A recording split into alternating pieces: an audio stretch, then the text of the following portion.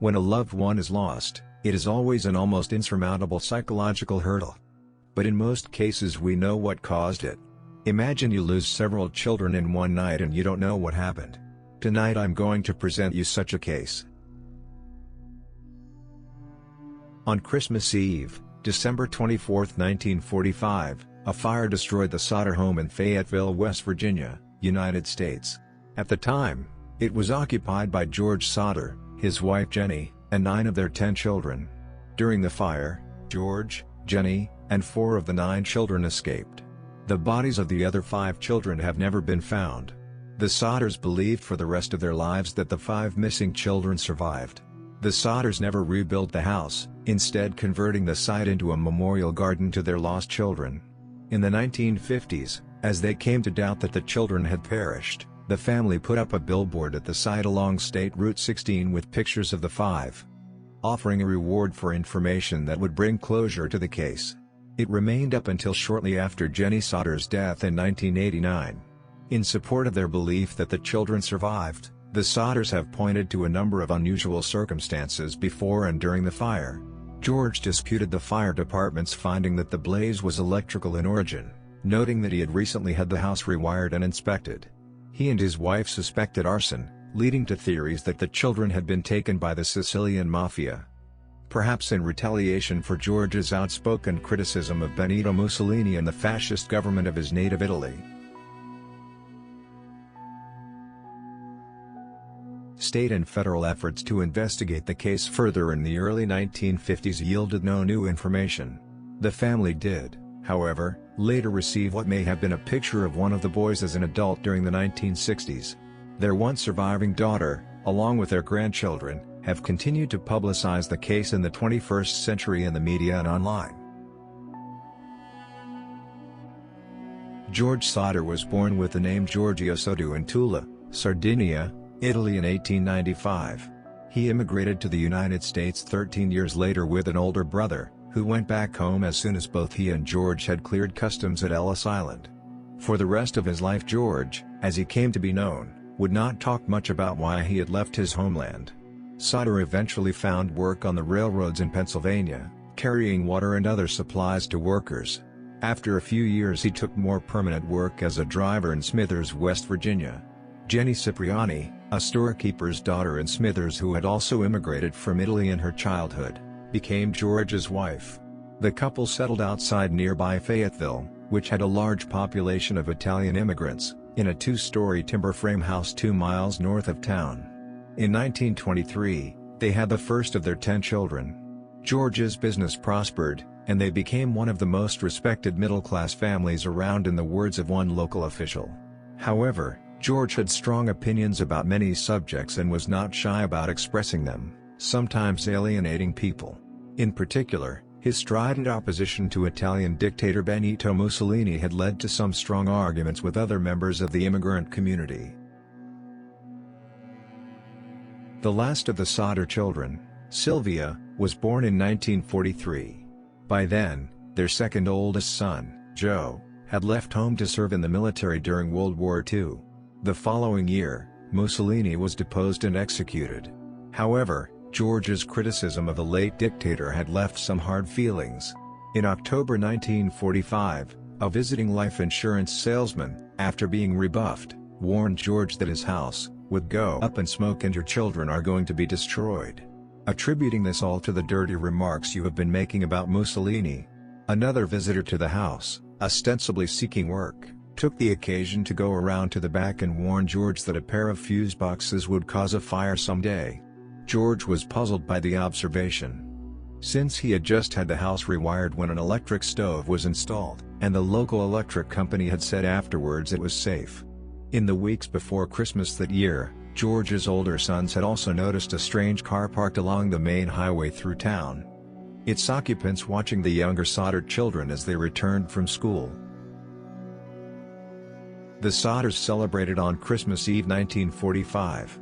Marion, the oldest daughter, had been working at a dime store in downtown Fayetteville, and she surprised 3 of her younger sisters, Martha, 12, Jenny, 8, and Betty, 5, with new toys she had bought for them there as gifts. The younger children were so excited that they asked their mother if they could stay up past what would have been their usual bedtime.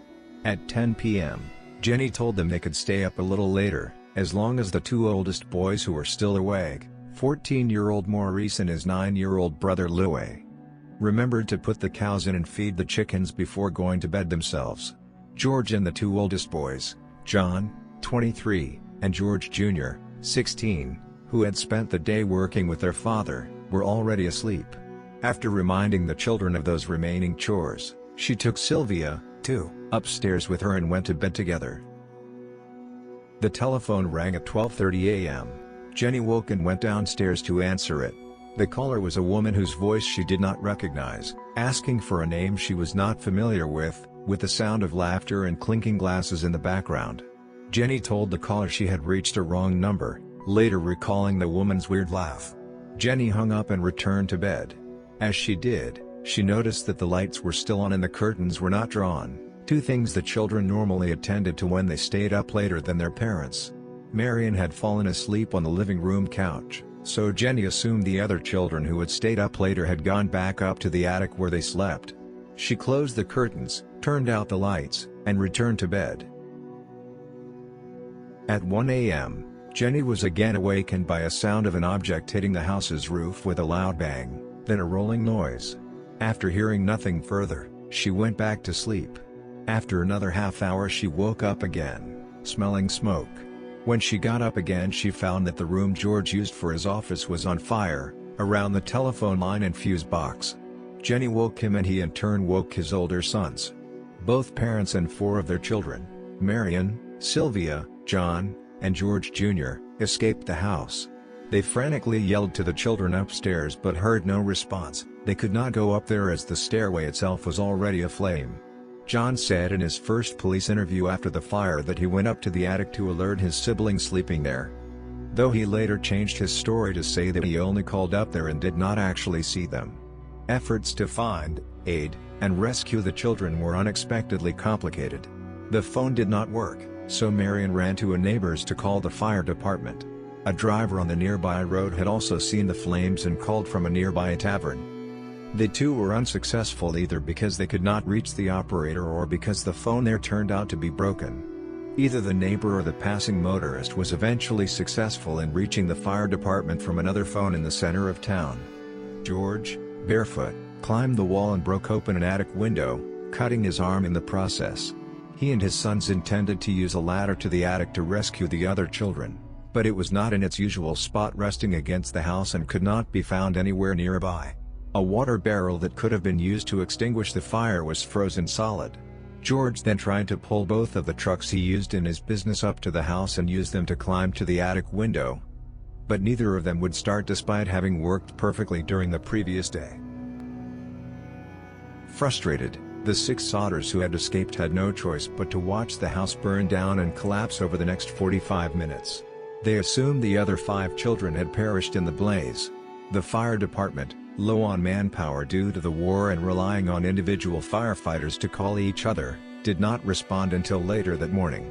Chief F.J. Morris said the next day that the already slow response was further hampered by his inability to drive the fire truck, requiring that he wait until someone who could drive was available. The firefighters, one of whom was a brother of Jenny's, could do little but look through the ashes that were left in the Sodders' basement. By 10 a.m., Morris told the Sodders that they had not found any bones, as might have been expected if the other children had been in the house as it burned. According to another account, they did find a few bone fragments and internal organs, but chose not to tell the family. It has also been noted by modern fire professionals that their search was cursory at best. Nevertheless, Morris believed that the 5 children unaccounted for had died in the fire, suggesting it had been hot enough to burn their bodies completely. Not long afterward, as they began to rebuild their lives, the Sodders started to question all the official findings about the fire. They wondered why, if it had been caused by an electrical problem, the family's Christmas lights had remained on throughout the fire's early stages, when the power should have gone out.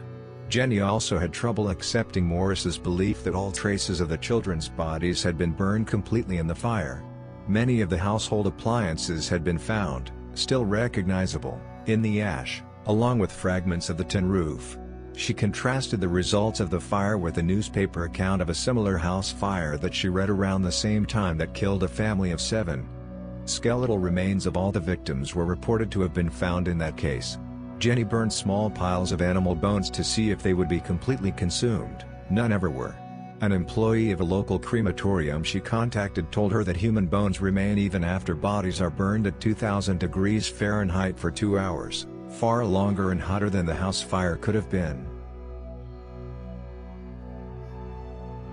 As spring approached, the Sodders, as they had said they would, planted flowers in the soil bulldozed over the house.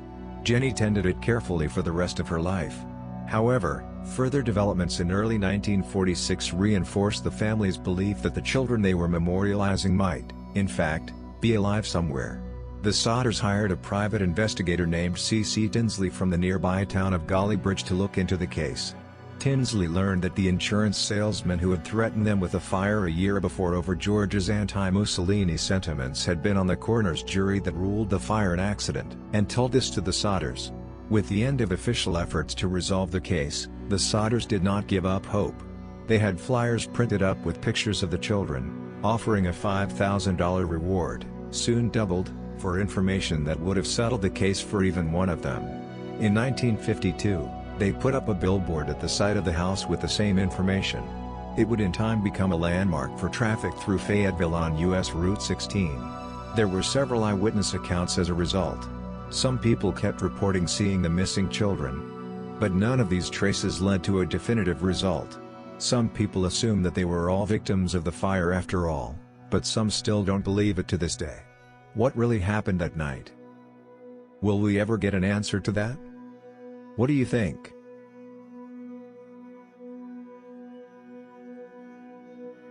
I hope you enjoyed tonight's episode. Please consider subscribing, so we can entertain and educate you with more peculiar stories. Post in the comments below which mystery would you like us to cover next, and maybe your topic will be in an upcoming episode. Have a nice, calm night shift.